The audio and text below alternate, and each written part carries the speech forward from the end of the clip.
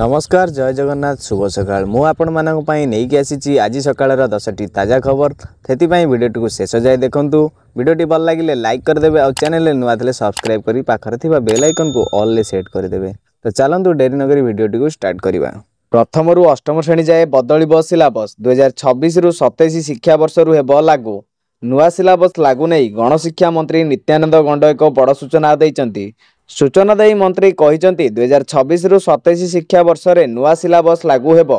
NEP लागू पर syllabus परिवर्तन पई कमिटी होईची। प्रथम रु अष्टम श्रेणी जाए छात्र छात्री सिलेबस परिवर्तन हेबो। आम भाषा संस्कृति ऐतिह्य को आधार करी नुआ रूप रे आसीबो नुआ सिलेबस। एनै कमिटी तर्जमा करूची।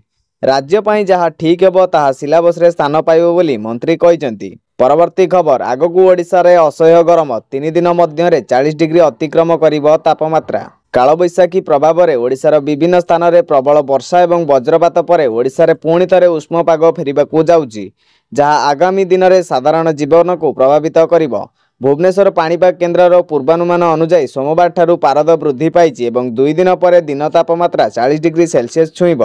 जेहेतु ओडिशार कौनसी स्थान पर वज्रपात सतर्कता नहीं, तेणु 3 दिन मध्य तापमात्रा 40 डिग्री सेल्सियस अतिक्रम करिबार संभावना अधिक।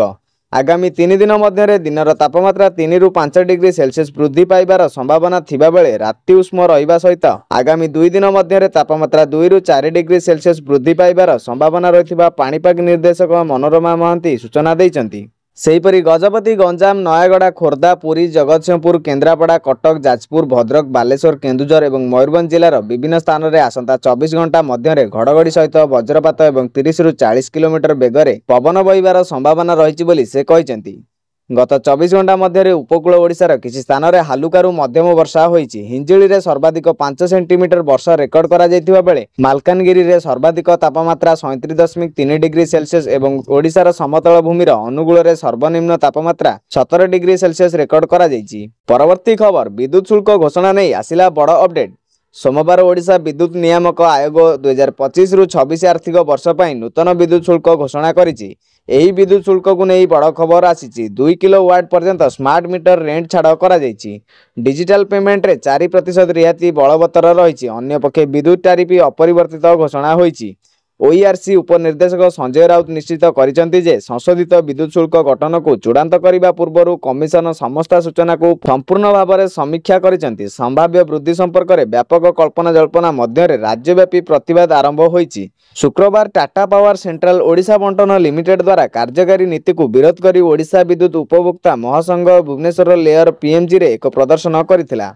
एही प्रदर्शन समय विद्युत शुल्क वृद्धि नहीं चिंता प्रकाश करी प्रतिवादकारी माने विधानसभा घेराव करने को चेष्टा करथिले। परवर्ती खबर एमपी का दरमा वृद्धि कले केंद्र सरकार। एणिकी मासकू मिलिबो एतिकी दरमा।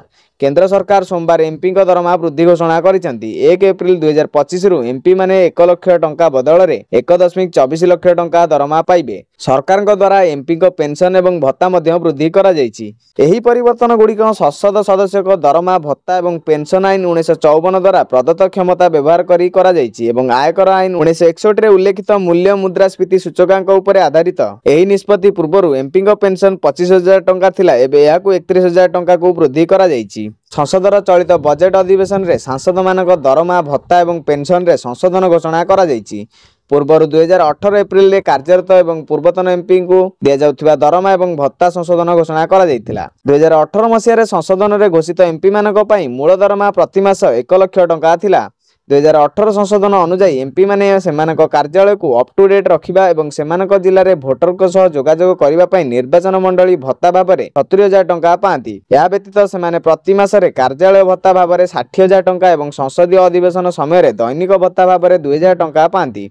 एही भत्ता गुड़िक मध्य एबे वृद्धि करा जिवो।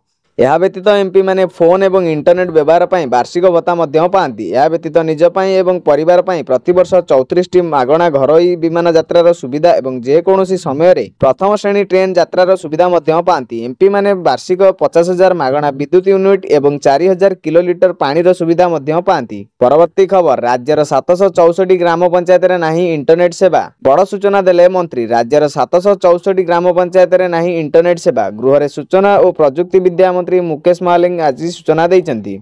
167 ब्लॉक 764 ग्राम पंचायत रे मोबाइल टावर नहीं। सर्वाधिक कंधमाल जिलार 106 पंचायत रे नहीं टावर।